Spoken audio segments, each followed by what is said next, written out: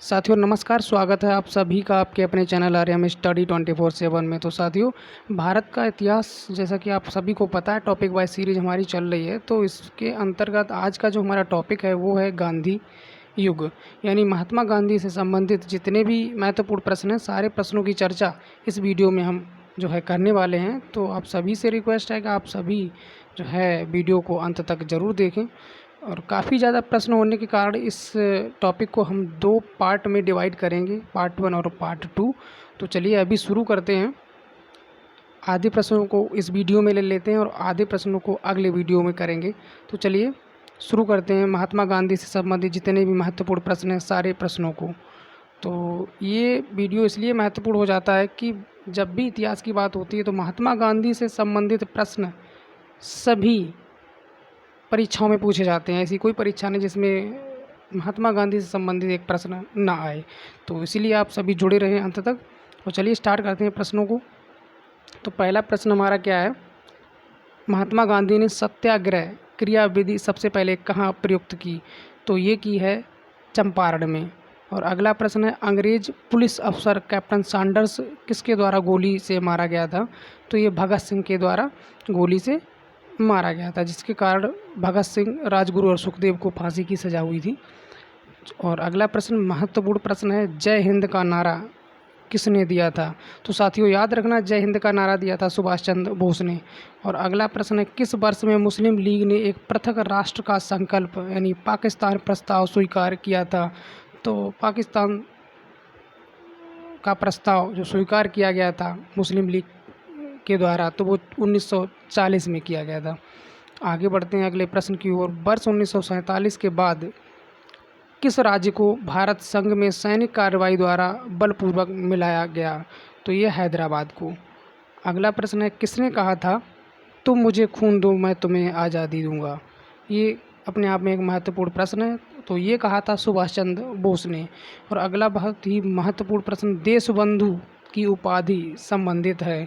तो देश बंधु की जो उपाधि थी वो चित्तरंजन दास को दी गई थी, CR चित्तरंजन दास। अगला महत्वपूर्ण प्रश्न है, कांग्रेस का 1929 का अधिवेशन जिसमें पूर्ण स्वराज का लक्ष्य घोषित किया गया था, कहाँ पर हुआ था? तो ये हुआ था लाहौर में। और अगला है, कांग्रेस ने भारत छोड़ो आंदोलन का प्रस्ताव किस वर्ष पारित किया? तो ये 1942 में जो है पारित किया गया था।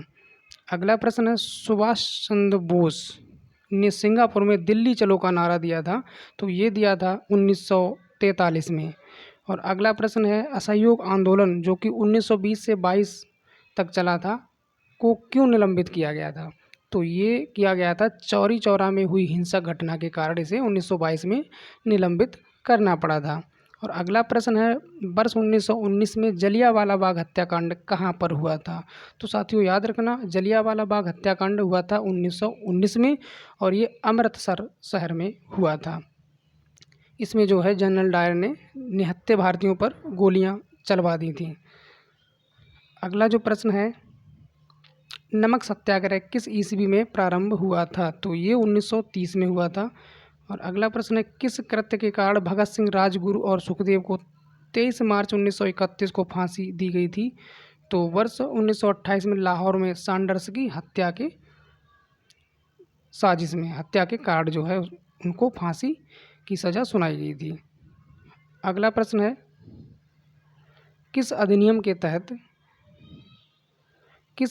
के तहत बिना मुकदमा और दोष सिद्ध के ही विधि न्यायालय ने किसी भी व्यक्ति को कैद करने का प्राधिकार सरकार को दिया था? तो ये जो आया था रॉलट एक्ट 1919, बिना अपील बिना दलील के जो है व्यक्तियों को कैद करने का प्राधिकार सरकार को दिया गया था। तो ये 1919 का रॉलट एक्ट अधिनियम। आगे बढ़ते हैं अगले प्रश्न को, गांधी इरविन समझौता। तो गांधी इरविन समझौता किससे संबंधित था, जो कि हुआ था 5 मार्च 1931 को? तो ये सविनय अवज्ञा आंदोलन से संबंधित था। और अगला प्रश्न है, स्वतंत्र भारत के प्रथम गवर्नर जनरल कौन थे?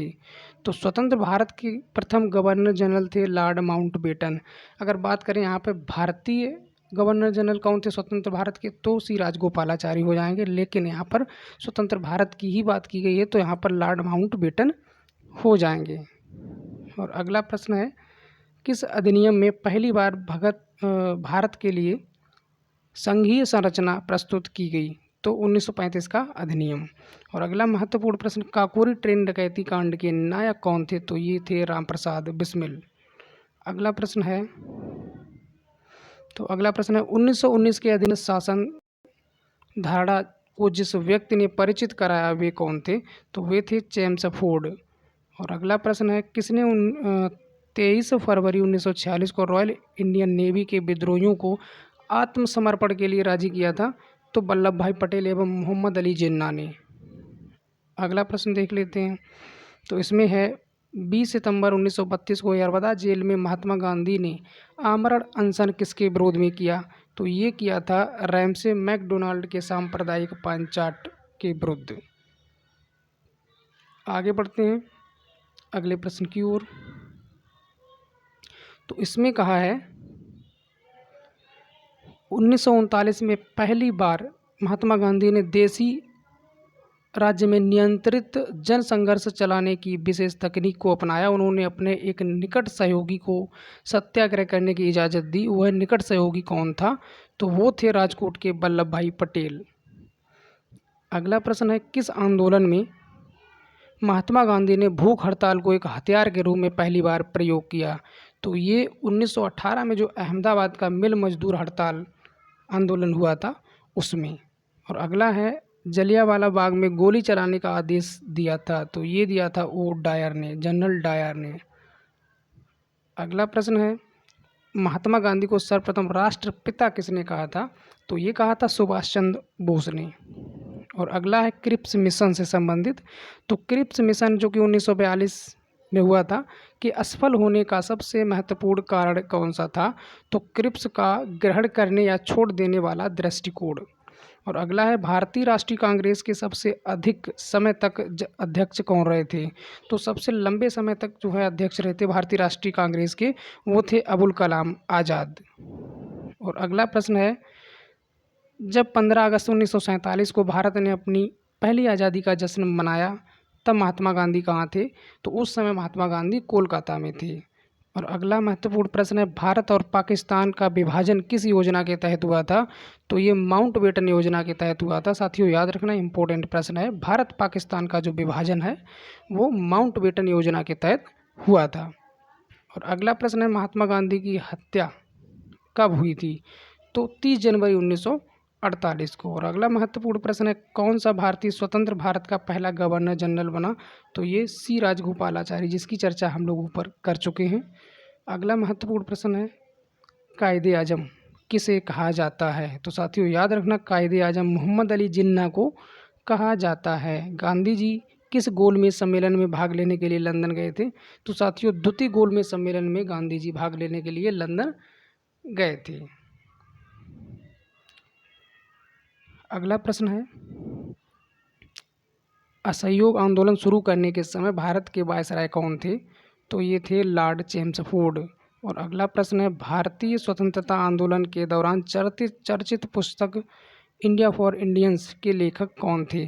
तो लेखक थे उसके चित्तरंजन दास। किसके? इंडिया फॉर इंडियंस, ये एक पुस्तक थी भारतीय स्वतंत्रता आंदोलन के दौरान जो है लिखी गई थी। और किसने लिखी थी? चित्तरंजन दास ने लिखी थी। तो अगला प्रश्न है, जनरल माइक ओ डायर की हत्या किसने की थी? तो ये ऊधम सिंह ने जो है हत्या की थी। तो अगला प्रश्न, साइमन कमीशन का भारत आगमन किस वर्ष हुआ? तो 1928 में हुआ। काफ़ी महत्वपूर्ण प्रश्न इस वीडियो में आपको मिलने वाले हैं, इस चैप्टर में आपको मिलने वाले हैं। तो वीडियो में अंत तक बने रहें। जो भी साथी नए हैं चैनल पर, चैनल को सब्सक्राइब जरूर कर लें। और अगला प्रश्न है, भारतीय कम्युनिस्ट पार्टी का अस्तित्व किस वर्ष आया? तो ये आया था 1921 में। अगला प्रश्न देख लेते हैं, महात्मा गांधी के जो राजनीतिक गुरु थे वो कौन थे? तो ये थे गोपाल कृष्ण गोखले। और अगला प्रश्न है, सारे जहां से अच्छा हिंदुस्तान के रचनाकार कौन थे? तो इसके रचनाकार थे इकबाल, मोहम्मद इकबाल। और अगला प्रश्न है, दीनबंधु के नाम से कौन विख्यात थे? तो ये थे C.F. एंड्रूज। और अगला प्रश्न है, my experiment with truth truth के रचनाकार? इसके रचनाकार थे महात्मा गांधी। अगला प्रश्न देख लेते हैं। दांडी यात्रा में गांधी जी ने कितनी दूरी तय करके नमक का विरोध किया था? तो ये किया था 385 किलोमीटर की दूरी तय करके। अगला प्रश्न देख लेते हैं इसमें। तो ये है, गांधी जी ने किस कानून को काला कानून कहा था? तो रॉलट एक्ट, जो कि 1919 में पारित हुआ था, बिना अपील बिना दलील व्यक्तियों को कैद करने का प्रावधान जिसमें था। अगला प्रश्न है, चंपारण सत्याग्रह के दौरान महात्मा गांधी के साथ कौन शामिल थे? तो ये थे राजेंद्र प्रसाद व अनुग्रह नारायण सिंह। और अगला प्रश्न है, स्वराज पार्टी की स्थापना किस वर्ष की गई थी? तो स्वराज पार्टी की स्थापना 1923 में की गई थी। अगला प्रश्न देख लेते हैं। कांग्रेस का प्रथम विभाजन 1907 के सूरत अधिवेशन में हुआ था। इसमें दूसरा विभाजन कब हुआ? तो ये मुंबई में 1918। और अगला प्रश्न है, किसे लोकप्रिय नाम लाल कुर्ती के रूप में जाना जाता है? तो ये खुदाई खिदमत गारों को।